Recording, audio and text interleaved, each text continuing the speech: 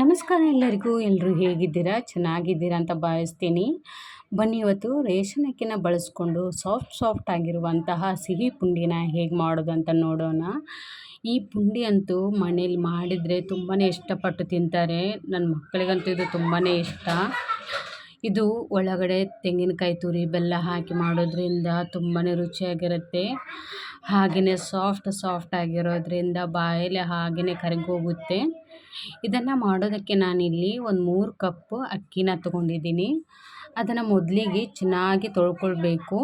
ಕ್ಲೀನಾಗಿ ತೊಳ್ಕೊಂಡಾದ ನಂತರ ಒಂದು 6 ಗಂಟೆಗಳ ಕಾಲ ಅದನ್ನು ನೆನೆಯಲಿಕ್ಕೆ ಬಿಡಬೇಕು. ನಾನು ಬೆಳಿಗ್ಗೆನೇ ನೆನೆಸಿಟ್ಟು ಕೆಲಸಕ್ಕೆ ಹೋಗಿದ್ದೆ. ಅಷ್ಟರಲ್ಲಿ ಸಂಜೆ ಬರೋ ಅಷ್ಟರಲ್ಲಿ ಅದು ಅಕ್ಕಿ ಚೆನ್ನಾಗಿ ನೆಂದಿತ್ತು ಕೂಡ. ಹಾಗೆಯೇ ನೆಂದಿರುವಂಥ ಅಕ್ಕಿಯನ್ನು ಮಿಕ್ಸಿ ಜಾರಿಗೆ ಹಾಕ್ಕೊಂಡು ನುಣ್ಣಗೆ ರುಬ್ಕೋಬೇಕು.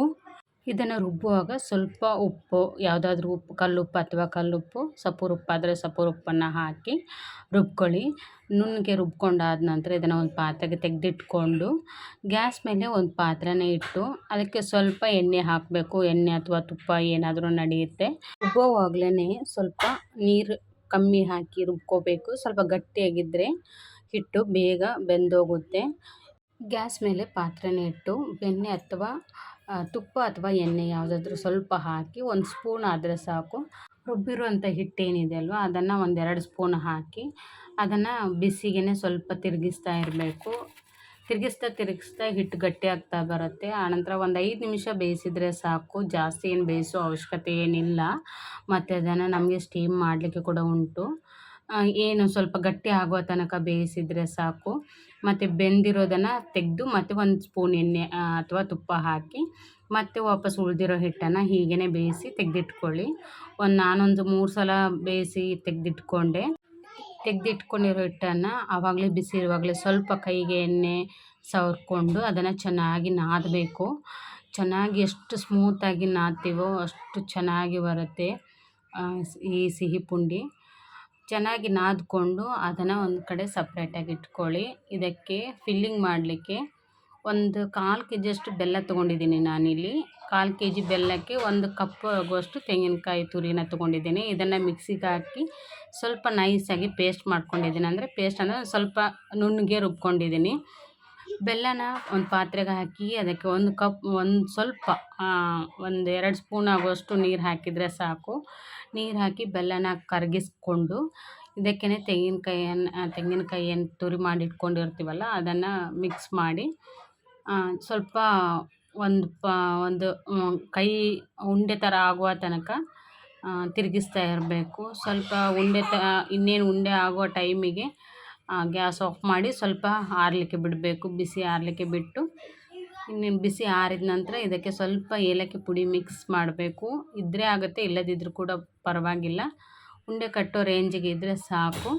ಅದ ನಂತರ ನಾವೇನು ನಾದ್ಕೊಂಡು ಇಟ್ಕೊಂಡಿರ್ತೀವಲ್ಲ ಹಿಟ್ಟನ್ನು ಒಂದು ಬೌಲ್, ಒಂದು ಸಣ್ಣ ಸೈಜಿಗೆ ಒಂದು ಸ್ವಲ್ಪನ ತಗೊಂಡು ಒಂದು ಚಿಕ್ಕ ಬೌಲ್ ಆಗುವಷ್ಟು ತೊಗೊಂಡು ಅದನ್ನು ಅಗಲ ಮಾಡಿಕೊಂಡು ಏನು ಫಿಲ್ಲಿಂಗ್ ಮಾಡ್ತೀವಲ್ವ ಉಂಡೆ ಮಾಡಿ ಅದರೊಳಗಡೆ ಇಟ್ಟು ಅದನ್ನು ಸ್ವಲ್ಪ ಬಾಲ್ ಥರ ಮಾಡಿ ಇಟ್ಕೊಳ್ಬೇಕು.